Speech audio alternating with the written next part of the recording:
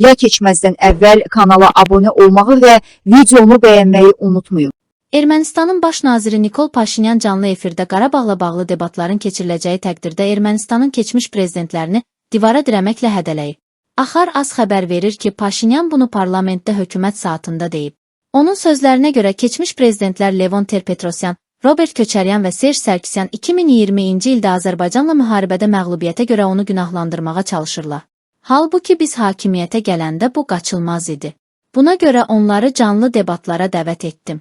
Amma bu üç düşüncə nəhəngi deyir ki, mənimlə müzakirə edəcəkləri heç nə yoxdur. Sonra övladlarını, nəvələrini, gəlinlərini, bacanaqlarını mətbuat konfranslarına göndərirlər. Hey, danışmağa bir sözünüz yoxdursa, oturun və yerinizdən tərpənməyin. Mən sizinlə mübahisə etməyəcəyəm, sizi divara dirəyəcəm. Və oradan da sizin siyasi meyitlərinizin qalıqları çıxacaq. Hər üçünə aiddir. Bəsdir əsəblərimizlə oynadığınız. Mən sizi tapdayacam və heç bir müzakirə olmayacaq.